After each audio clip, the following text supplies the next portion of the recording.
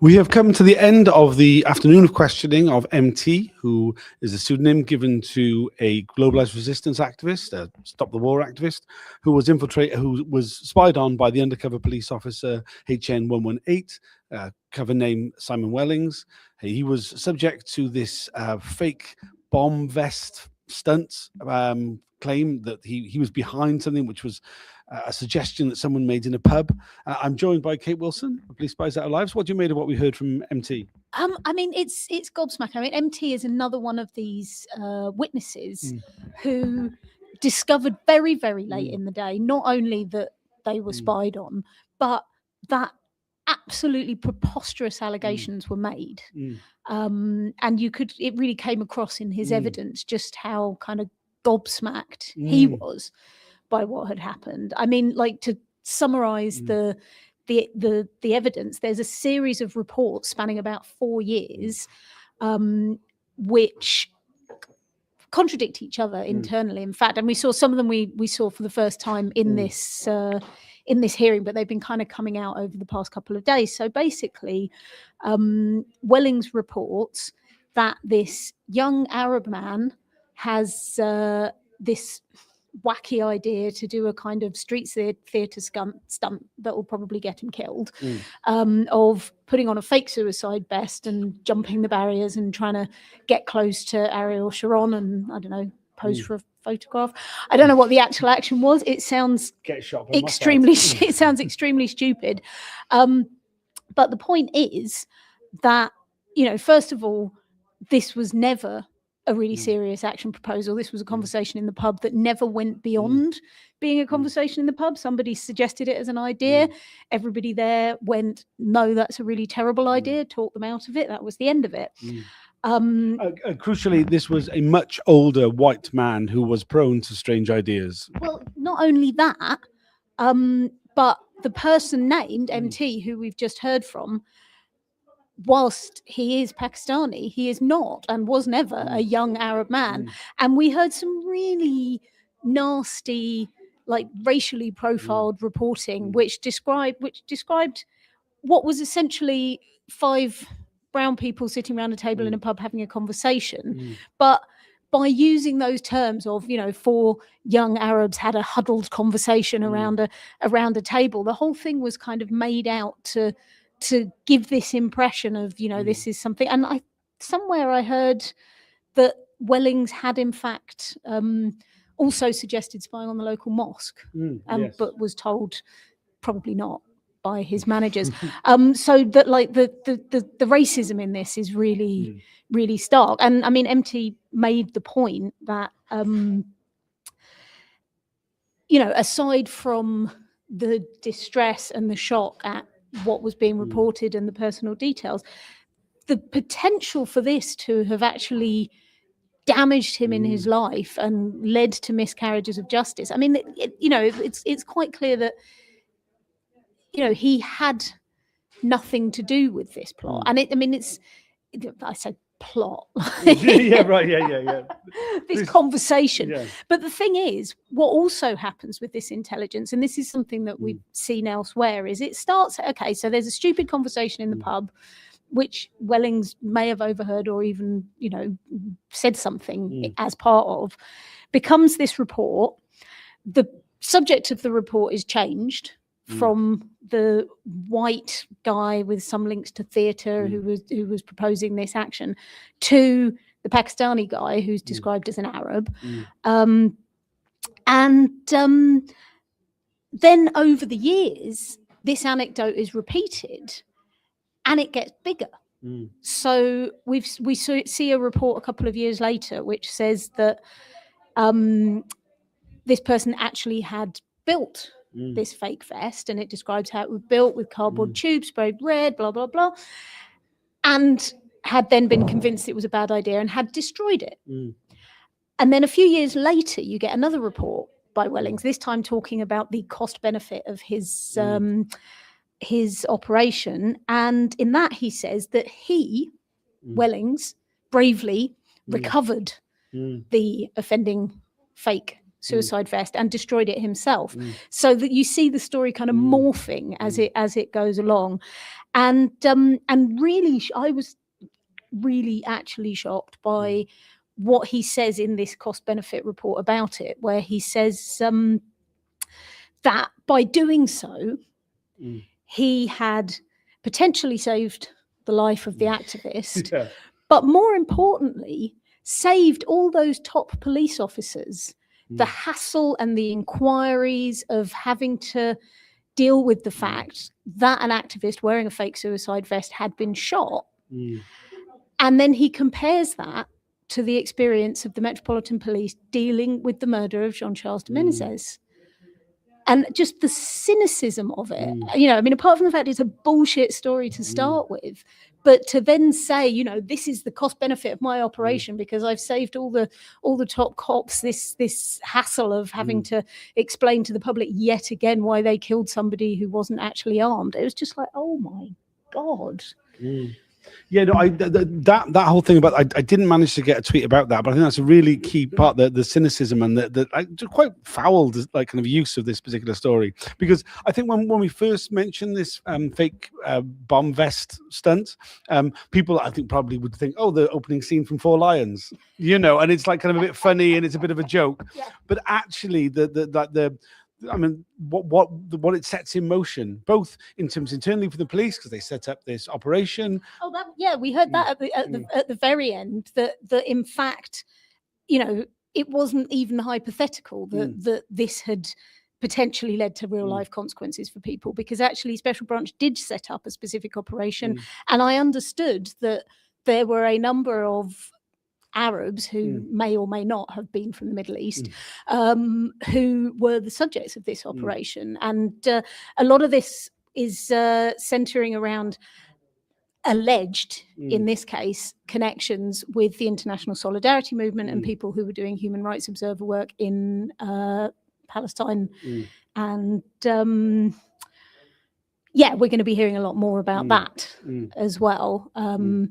And I mean, this particular sort of incident, I mean, it is very reminiscent of what we heard from L3 with the deployment of James Thompson and Operation Lime, this plot to buy a gun in the south of France as an entirely ridiculous kind of story that he tried to spin out when he was questioned.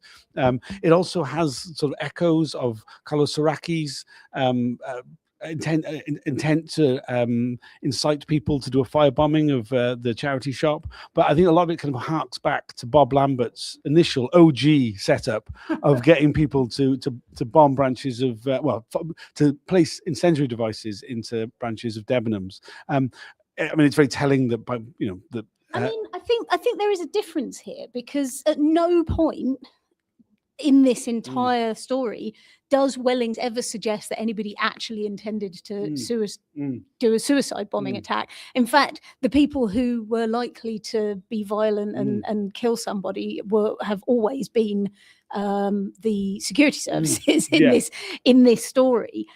So I think it's actually really interesting that off the back of this, and I think you can't underestimate the how problematic it is that off the back of a stupid conversation in the pub, this kind of, you know, overblown policing operation can develop from that. Yeah, I mean, it's just mind-blowing, really. And I mean, MT appears quite a lot in the reporting. A lot of the afternoon's evidence was basically MT going through reports and just saying that's not true, that's not right, that's not true. You know, he was a student activist who, for a brief period of time, was on the steering committee of Globalised Resistance. It sounds from the evidence we've heard from all the Globalised Resistance members that all you had to do to be on the steering committee of Globalised Resistance was like show up. Yeah. It wasn't like some, you know, secret cabal or anything. It was. And I mean, you also get, I mean, it wasn't said overtly, but it felt like that because he was a student delegate to the Stop the War steering committee, that and he was friendly with members of Globalised Resistance's steering committee, they kind of went, oh, come on, do this one as well. I mean, that was the impression you got. Yeah. But what is significant, I think, is that he was one of a relatively small number of ethnic minority members of that steering committee. And just the fact that he was singled out so much by Simon Wellings. I mean, it was very, very clear from the evidence that he gave that, you know, he was doing student organising and human rights. And I mean, he still does. I mean, from what he said, you know, the majority of the things he did was an extension of his academic work. Exactly. You know. Yeah. You know, but it's not reported that way. No. So he's reported as organising a benefit for Edward Said, who was a Palestinian who had died, and he's like, well, we organised as a student body, we organised a series of lectures with visiting academics, but that's not how it's reported by the SDS. And you just see it time and time and time again. But the racial profiling that went on here was just very, very clear and very disturbing, I think. I mean, it's interesting as well that there was we saw a later report by HN18, Robert Hastings, Rob Harrison, cover name, about his attendance in the 2006 vigil against the Israeli bombing of the Lebanon. And within it repeats once again this false story about him being behind this fake bomb vest stunt. And it was also shown that he's got a registry file in his name.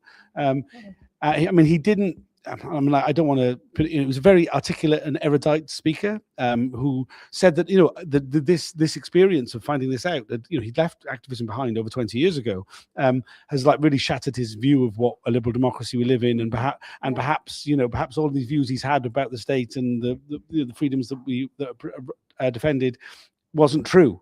You know, I mean, it felt like you know, exactly the sort of person that maybe the undercover police had done poorly in kind of in this way. Yeah, very much so, very much so.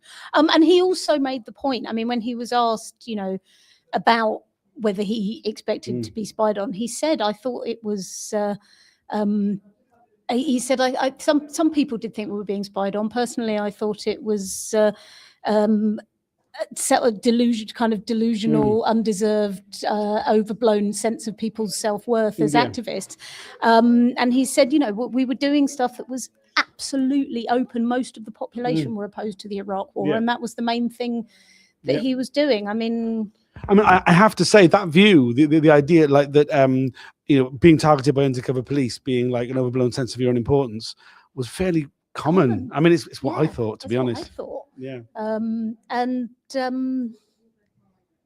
it's kind of what I still think as well. I just think that, you know, there were people out there who had an even bigger, more overblown idea of their own self-importance than we did, and that was the undercover police units. I mean, I do think that's the problem. And you know, I've said it over and over again around this policing is, you know, I may have had some ridiculous ideas about actions. I may have had some ridiculous ideas about politics. I'd be happy to sit down and discuss it, but I was doing it on my own time. I was not a public servant being paid with taxpayers' money. And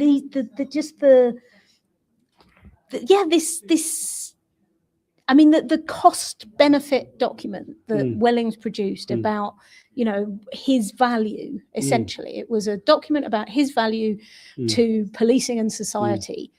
And it's utter nonsense. It's just made up. And I mean, I don't know. I'm not feeling especially articulate, but no, I just to kind of come back against that a bit, I guess, is I think part of the reason why this was considered as useful police work is it had a much deeper role, right? This was about shaping society in a way, and the effect of that is a slow process. It's not like some immediate sort of thing, but I mean, it manifests itself very like most overtly, I think, with the blacklisting, which prevents anybody who's had any involvement in any kind of radical politics from ever getting in any sort of position of influence within society. But also, I think it also kind of feeds into the racist narratives that Simon Welling leaned on in order to bad jacket MT. It also reinforces those, and it makes them more true as far as the police are concerned. Well, they can go, well, it is the Arabs who do these sort of things. Look at this example of MT doing it. He was an Arab who tried to do this sort of thing. And the build-up of all these bullshit reports has an impact, a very real impact. Yeah. And it's one which they all lead in a direction that the police want to go. Yeah, and they come from within that culture as well. And I think, you know, the fundamental problem with all of this, and it's a fundamental problem that faces any kind of undercover policing, is as long as it is secret and as long as it is always intended to be secret, it is going to go wrong. You know, it is going to go wrong because it ends up in a bubble, in an echo chamber, full of people who become deluded by the very work that they're doing. I think.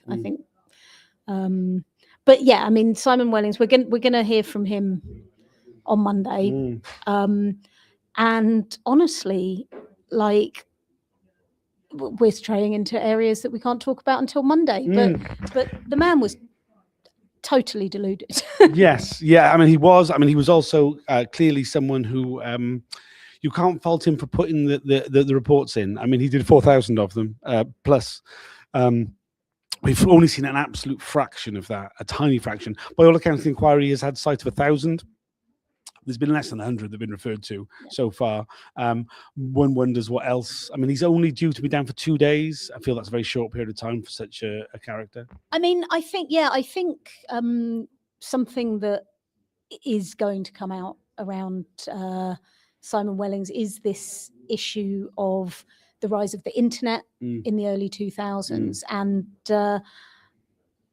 I think a lot of his reports will turn out to have been just pulled straight off the internet, because what is really striking, and having seen some of his reporting, we have redoubled efforts to try and find people who remember him. Nobody does, not even Globalized Resistance, really. I mean, you know, we've heard Very from limited. 3 members of Globalized Resistance who are like, well, yeah, he was around. Don't remember him talking very much. Don't really remember what he did. And a lot of core participants who did receive disclosure from Simon Wellings didn't realise it was from Simon Wellings, because they had no idea that they had been anywhere near him, and just assumed that the reporting they were seeing came from spy cops they had actually known, like Mark Kennedy or Marco Jacobs.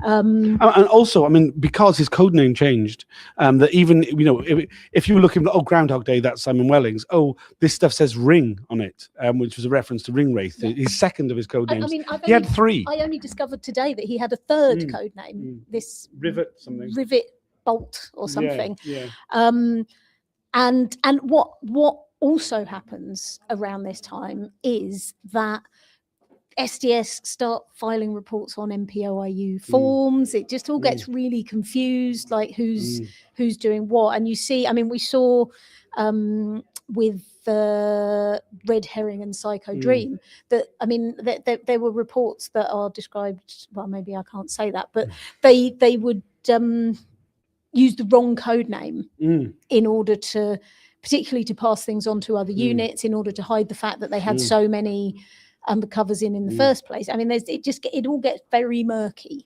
around this point. And undercover policing and very murky, shocker. As we've heard from 3 witnesses who were spied on by Simon Wellings. All 3 of them were involved with Globalized Resistance, which, let's not forget, was only the very beginning of his deployment. The vast majority of his deployment, he was not infiltrating Globalized Resistance. He was spying on the Dissent Network and numerous other anarchist groups. There has been, I just want to talk about it, there has been a statement put in from people from Dissent about the claims that Simon Wellings makes in his witness statement. Yeah, I mean, you could kind of title the statement Simon Who. But yeah, we have tried very hard at the very last minute, and I'm very, very, very upset with the inquiry, because Dissent applied to be a core participant and had it turned down. Like middle of last week, we had, I think, 75 documents dumped, and the significance of Simon Wellings spying on Dissent, or certainly the claimed significance of Simon Wellings spying on Dissent, became clear. It also became clear, which no one, I think, had really credited, that he was kicked out of Globalized Resistance in August 2004, but his deployment continued until 2007. So we're talking a good third of his deployment when he was spying on us. We managed, it was quite a feat to go around and find people named in the documents and people who might have been in the places to say, look, do you remember this guy? Here's a picture, here's a video, here's everything that we can find. And the overwhelming response was, I'm sorry, I don't recognize him. I don't remember the name. I don't, but you know, what people have said is he may have been around, you know, there were some events where there were a lot of people there, but he certainly wasn't part of the core group. He certainly wasn't somebody we knew. So yeah, I'm interested to hear what he's going to have to say, because like you say, 4,000 reports is a lot. And apparently his reporting actually went up towards the end, not. I mean, I guess there was just an increase in internet traffic during that time, and the email lists he was on were delivering him with plenty of information which he could just pretend was a report. I mean, we've seen already from lots of previous undercover officers that simply handing a leaflet in to the office would result in a report being made. Yes. I mean, and for him, yeah, with the rise, like you say, with the rise of the internet, resubmitting an email, I mean, like bloody hell, you know. Yeah, exactly. I mean, I just somebody just mentioned, and I think it's worth mentioning again. I did hear you talking about it earlier, that there were a number of documents shown in the public gallery today, which showed that some people who are not part of this inquiry, who are not core participants, who are named in the documents, are seemingly not having their names redacted by the inquiry. And I think this has been an issue all the way through. It's something that seems to be quite arbitrary, whether the inquiry will or will not redact third-party names. But I think going forward, it becomes quite serious, particularly because we're getting to people who probably still have jobs, for whom it might be an issue, and also because I mean the stuff that we were hearing about today around, you know, the protests around Ariel Sharon or the bombing of Lebanon obviously has quite significant present day connotations, and the implications for people who might be named could be more serious than just violations of privacy. I don't understand why. I mean, it seems to me that it must be more work for the inquiry to research people and decide whether or not they're going to redact them, rather than just saying, well, we're going to redact third parties who are not involved in this inquiry unless we've contacted them and asked for their permission. But people out there, be aware, if you were involved in any of this stuff, and it doesn't matter how peripherally, and if you think that, or if the inquiry might think that you have a public profile, they may decide not to redact your name. So you should get in touch with the inquiry and find out. I mean, I really would recommend doing that. We've had a number of situations in the past where individuals have only discovered that they were mentioned by the inquiry because I tweeted it out. But they have been, you know, their name has been shown in documents on the stream with no real warning. In some cases, the inquiry has claimed that because someone was a volunteer at an anarchist bookshop for a number of years, that made them a public figure. I mean, it's an absolute nonsense. I don't understand why the inquiry is doing it this way. There's been a number of things which have really perplexed me about this whole topic. Yeah, no, it's very odd, and I imagine there's an element of this job being farmed out to various different people within the inquiry legal team, and people just applying it in very different ways. So it really is quite arbitrary, yeah.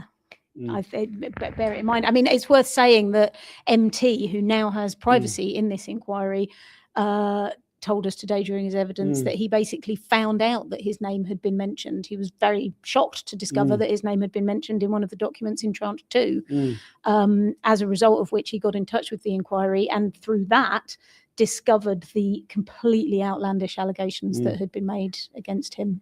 I mean, it's a good argument for doing a vanity Google, quite frankly. Yes, indeed. Yeah. So if you have, well, like, as Kate said, if you're in any way connected and you are concerned about your name being published, you haven't been involved in the inquiry at all, please do get in touch with the inquiry, because otherwise there is a danger that will happen. Please like and share these videos. I haven't been asking very often, but it really makes a difference to how widely they're seen. Is there anything else you'd like to add? I think we're done. Yeah. We'll be back again tomorrow with Patricia Da Silva, the cousin of Jean-Jacques de Mendes, who was murdered by Metropolitan Police. It's likely to be a shorter session. We don't know. I don't know the details of how the family campaign was infiltrated. We know that there were reports submitted by Carlos Araki about the family campaign. I don't know if that's the extent of it or whether it's much further. I haven't had a look at the documents at all. I mean, it's possible. I mean, Wellings mentions it in his cost benefit thing. It's possible that there is other reporting from other officers. Almost certainly there's going to be other reporting from other officers. So please tune into that if you're able to. I mean, it's one of the great injustices of British policing, of which, you know, this inquiry kind of crosses over so many. Please join us if you can. There's a comment from someone from the campaign opposing police surveillance. So if you're an activist, having a public profile means you get named. But if you're an ex-undercover police officer with a public profile, that's a reason not to release your name. Yeah, I mean, it is an enormous double standard. We know that the majority of undercover police officers have managed to maintain anonymity. And in some cases, that is because of their current role, which often is very public-facing, which makes no sense at all. But such is the internal logic of the undercover policing inquiry. Thanks for joining us. We'll see you again tomorrow. I'll do a preview video just before the hearing starts at 10 a.m. Bye for now.